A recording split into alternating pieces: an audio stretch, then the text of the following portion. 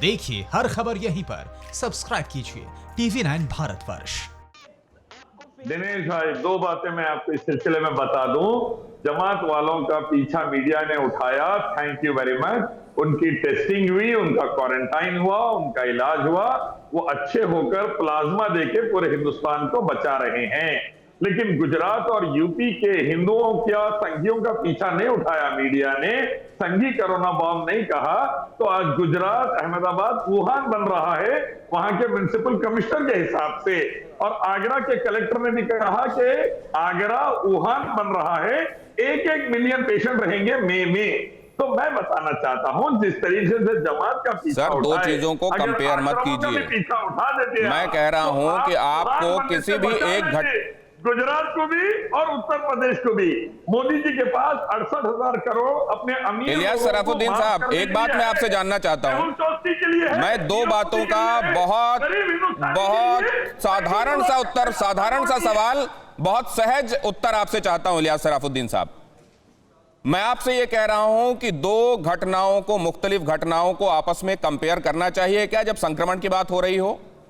Number एक, नहीं, number एक, ये कंपैरिजन ये दिखा रहा है, ये कंपैरिजन ये दिखा रहा है कि एक पर शेर तो दूसरे पर सवा शेर करके सियासत करनी है। हमको संक्रमण की चेन नहीं तोड़नी है। एक को सगी मां की नजर, दूसरे को सऊदी मां की नजर, एक को अपना मान रहे, दूसरे को दुश्मन मान रहे। और ये गोदी मीडिया और मोदी गवर्नमेंट की चाल है। 65,000 करोड़ गरीबों को खाने को नहीं देंगे। रघुराम राजन बोले 65,000 करोड़ खर्चा करो, मसला हल हो जाएगा। लेकिन 68,000। इलियास सराफुद्दीन, आपने जो ये जुमला गढ़ लिया है ना, ये गोदी मीडिया जो आप लोग करते हैं ना, एक सेकंड, ये नहीं, देखिए, गोदी मीडिया जो आपने कहा, मुझको इससे ऐतराज है।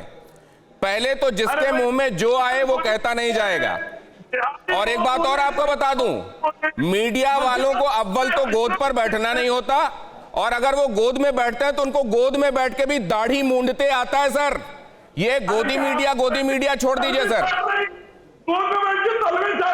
मोदी सुबह से शाम तक करके अगर पूछते सवाल, 27 जनवरी को हम वार्निंग दिए कहीं को लॉकडाउन नहीं करे, इंटरनेशनल लॉकडाउन, तो मोदी के लिए जवाब नहीं है। अमित शाह 1800 लोगों को हरिद्वार से क्यों भेजे, गुजरात में क्यों फैलाई कोरोना?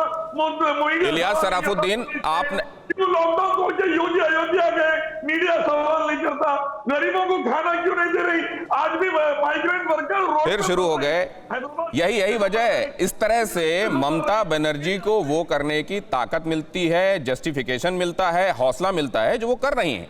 वो इसीलिए आंकड़े छिपाते हैं क्योंकि उनको ये मालूम है कि मेरे ऐसा करने से बेशक कुछ लोगों की मौत हो जाए, उन्हीं लोगों की मौत हो जाए जिनको मैं असल में ये दिखा रही हूं कि मैं उनके कॉज की चैंपियन हूं। बेशक मरते रहें, लेकिन मेरी तरफ उंगली नहीं उठाएंगे।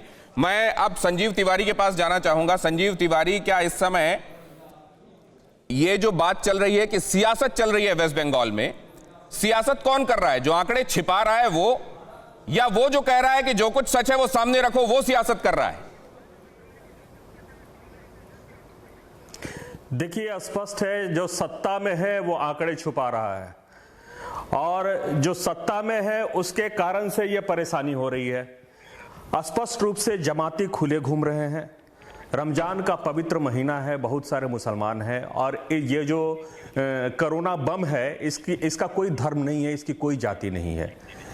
परंतु मुझे आश्चर्य हो रहा है जब इलियास सफुद्दीन साहब लगातार कह रहे हैं, एक शब्द भी इन्होंने क्रिटिसाइज नहीं किया इस मरकज के लोगों को, जिन लोगों ने पूरे हिंदुस्तान के गांवों में घूम घूम कर इस कोरोना को फैलाया है। यही नहीं किया है, अभी तक मरकज के जो हेड हैं वो आके सामने सरेंडर करने को तैयार नहीं है। और इनको छुपा कौन रही है? ममता बनर्जी छुपा रही हैं। अभी मनोदीप जी कह रहे थे, मनोदीप मंडल लगातार कह रहे थे कि वहां कुछ ऐसा नहीं हो रहा है। अगर आप डेटा देखिए और इसका प्रोग्रेशन चार्ट देखिए, तो जो वेस्ट बंगाल का चार्ट है वो लगातार ऊपर की तरफ बढ़ रहा है। आने वाले दिनों में वेस्ट बंगाल से बहुत बड़ा खतरा है। मनोदीप साहब, यह रमजान का पवित्र महीना है, मुस्लिम भी हैं, हिंदू भी हैं, दोनों की रक्षा करना हमारा फर्ज है। राजनीति बाद में कर लीजिएगा, सत्ता आपके हाथ में है। आप सत्ता में बैठकर दूसरे सांसदों के ऊपर, अभी अर्जुन जी के ऊपर लगातार यह लांछन लगाया जा रहा है, लेकिन देखिए उन लोगों को कैसे प्रताड़ित किया जा रहा है पूरे पश्चिम बंगाल में। और मुझे लग रहा है कि यह कहीं ना कहीं इनको एक्सपोज करता है, यह बताता है कि हिंदुस्तान में कैसे ये लोग मिले हुए हैं। और सुमित जी को भी आप देखिए, सुमित चोपड़ा जी भी किस तरह से ये बचा रहे हैं लगातार इन तमाम चीजों को। तो मुझे लग रहा है कि यह एक समय आ गया है जब सब कोई मिलकर एक साथ खड़े हों और इस नापाक कोरोना वायरस को इस पवित्र महीने में डिफीट करें, तभी जाकर यह हो सकता है। कहां लॉकडाउन हुआ, कब ट्रंप आए, इसकी जरूरत नहीं है। देश के लोग एकजुट हैं और संघर्ष कर रहे हैं, घरों में बंद हैं।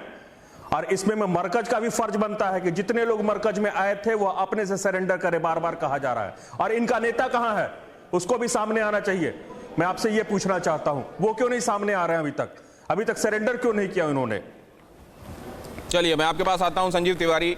दिलीप घोष साहब को अब हमसे कुछ ही देर में रुखसत लेनी है, इसलिए उनसे मैं एक सवाल ले लूं और बाकी मेहमानों का रुख करता हूं उसके बाद। दिलीप घोष साहब, क्या आप लोग वहां ममता बनर्जी से मिलकर कोई ऐसा रास्ता अख्तियार करने के बारे में कोई स्ट्रैटेजी सोच रहे हैं कि लाई जाए कि ये टकराव और विरोध खत्म हो और लोगों के हित की कुछ बातें हो, या ये नामुमकिन है वहां? फिक्र आपकी, सोमवार से शुक्रवार रात 9 बजे सिर्फ TV9 भारतवर्ष पर।